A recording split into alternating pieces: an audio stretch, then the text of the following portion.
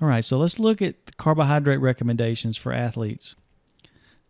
We've already said that carbohydrates are really going to be the primary fuel for exercising muscle. Yes, you're going to be able to use fats for fuel, but carbohydrates, again, that's their only job, is to provide us with energy. And so we need to be consuming carbohydrates as a foundation for our athletes as far as fueling for activity goes.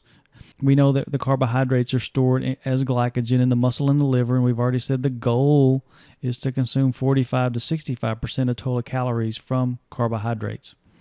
So if you look at any review article on carbohydrate recommendations for sports, you're going to see this guideline. And you could be like, if I go back, you could be like some of you guys, this may be a little much, and you guys feel like this fella eating the big plate of pasta. You don't have to have that big plate of pasta to make this work, as a matter of fact. Although you do need to focus on eating carbohydrates. The needs for carbohydrates are going to be based on how much you're training. Okay, so let's run through these. If you're training 30 minutes to an hour a day, your needs may not even be, will be the minimum, anywhere from 4 to 6 grams of carbohydrate per kilogram of body weight. So the more volume that you're doing, the more carbohydrate you're going to need. And to break this down into grams per pound, that's 2 to 2.5 grams of carbohydrate per pound of body weight. Because sometimes I like to use pounds, and it's always easier oftentimes to just use pounds. And then as you increase as far as the time, the exercise duration goes, you're going to see that the need for carbohydrate increases. So if you're training for 1 or 2 hours per day, then you're going to need 8 to 9 grams is recommended per kilogram of body weight, which is 3.5 to 4 grams of carbohydrate per pound. And then if you've got an ultra endurance athlete, it can go all the way up to 10 to 12 grams of carbohydrate per kilogram of body weight, or even up to like 5.5 grams of carbohydrate per pound. Let's look at a couple examples here. Let's say we've got a 150-pound female, and she's doing spin class 3 days a week. Spin class is an hour in duration. That requirement then for carbohydrate would be anywhere from 4 to 6 grams of carbohydrate per kilogram of body weight. And you do the math on this, and I can't remember if I use 4 or 6 grams per kilogram, but you do the math on that ends up being 300 grams of carbohydrate per day. And when you multiply that out, because there's 4 calories per gram, that's going to be 1,200 calories from carbohydrate. And let's say we've got this young lady on a 2,000 calorie diet, that's probably about right. That's about 50-60% of her calories from carbohydrate. So that's pretty realistic. So let's say we've got Lance Armstrong, and we've got this ultra endurance athlete here, and they're training 4 to 5 hours a day. They're working really hard, endurance type of activities for long periods of time, where the needs are greater, 10 to 12 grams per kilogram of body weight. If you do the math on that turns out to be 800 grams of carbohydrate per day. So you can see the drastic increase in needs based on the duration of the training. So that's 3,200 calories just from carbohydrates, not including protein, not including fat. And this kind of goes along with what we showed in a previous module where we had the Tour de France cyclists, and they were biking, and expending 7,000 calories a day. Well, again, if you look at this 3,200 calories, that's almost half. Again, pretty realistic. So you might ask the question, how does carbohydrates improve performance? When you talk about carbohydrates, our pancakes and pastas and grains, those types of things, remember, are carbohydrate foods. Carbohydrates, so if you look at this, carbohydrates, we've already said, is stored in the muscle and the liver, and then we also have some in the blood, right? If you look at the estimated calories stored as muscle glycogen, anywhere on the order of 1,500 to 2,000 calories stored as muscle glycogen. And then you have a smaller amount stored as liver glycogen. anywhere from 300 to 400 calories. Then you have some obviously in the blood, right? 60 to 100. When you look at the math on that, let's say we've got 2,500 calories stored as carbohydrate. Compare that to fat. Now, when we start looking at how much fat we've got stored for fuel, it's just unbelievable. This is for a 150-pound man that's 12% body fat. This individual has 70,000, not 7,000, but 70,000 calories stored as fat in this adipose tissue, and got quite a bit of calories stored intermuscularly to be used also. But the idea here is understanding how carbohydrates improve performance is that the carbohydrates are stored exactly where we need them, primarily in the muscle. And when you start to exercise intensely, or you're exercising aerobically, you're going to start to use muscle glycogen stores first. That's the first thing you're going to do, right? Based on our energy systems that we've talked about. You're going to break down carbohydrate. Over time, you're going to start to break down carbohydrate and fat. But the more intensely you exercise, the greater percentage of those calories are going to be coming from carbohydrate. But the idea here is it's very accessible because it's right there in the muscle where we need it. The problem is we don't have as much of that stored carbohydrate compared to fat, because 70,000 calories, that's enough calories for me to walk all the way across the United States and back, probably. That's a lot of calories.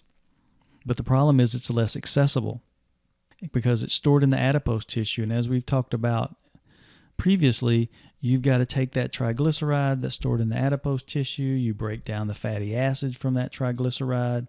That fatty acid travels through the bloodstream. It's got to get into the muscle cell. Then it has to get into the mitochondria of that cell. And at that point, then we can run through the process to break down that fatty acid for fuel, right? But it's a process. To give you another example, think about this. When people struggle, like say in a marathon, and they hit the wall, what mile marker does that usually happen? Right? What mile marker, when people say I hit the wall or I bonked, what mile marker does that usually happen? Usually happens at around 20 miles or so.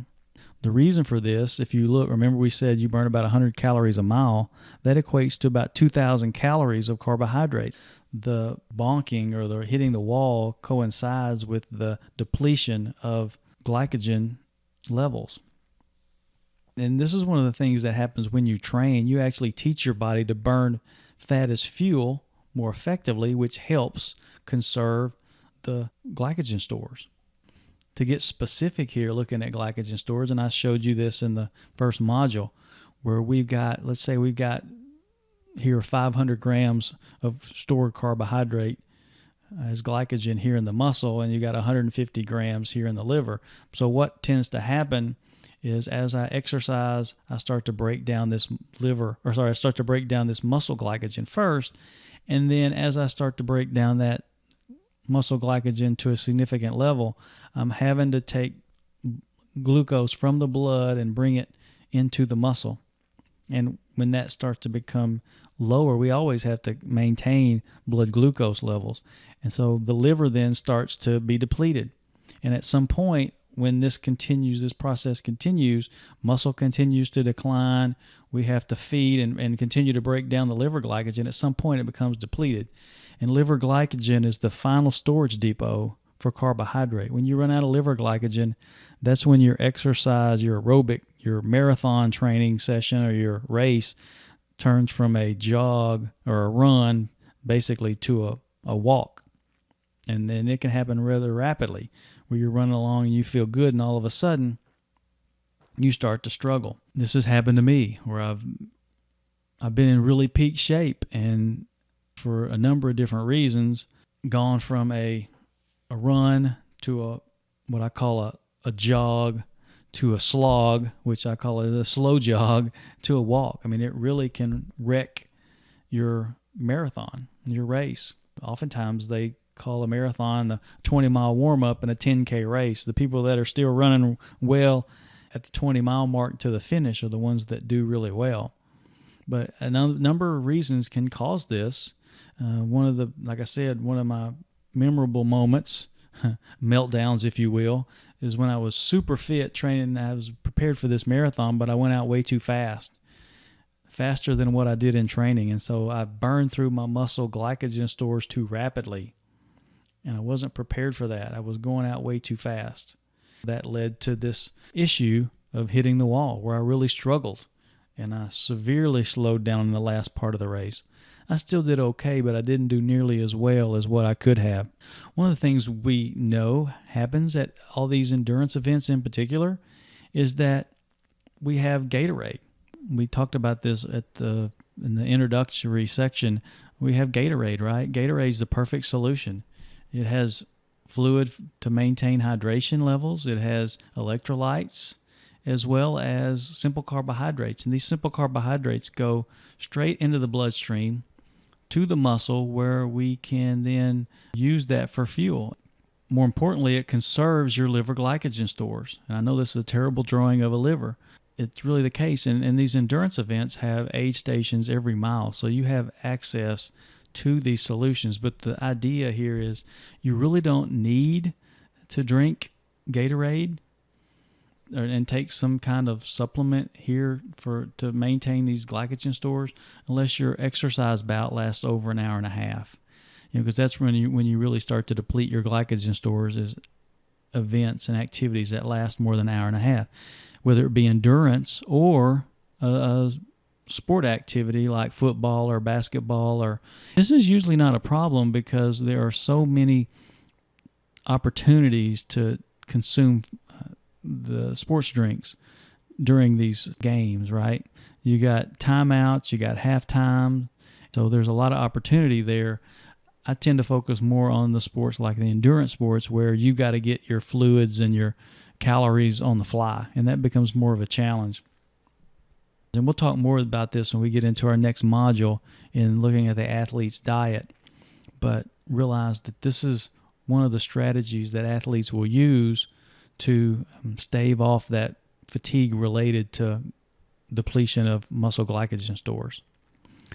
So to summarize this section, the guidelines for carbohydrate are 6 to 10 grams of carbohydrate per kilogram of body weight, and it could go up to 12. If you're really exercising a lot, we're talking hours, we're talking 4 to 5 to 6 hours a day, which is rare for most of us. The needs are based on the volume of your activity and how long, the duration that you're exercising. If you're not doing much and you're sedentary, you may only need 4 grams per kilogram of body weight of carbohydrate. And then as you increase the volume, then you're going to need more carbohydrate. And that's, what we're going to see as we look at the next module also. In our next section, we're going to look at the protein recommendations for athletes.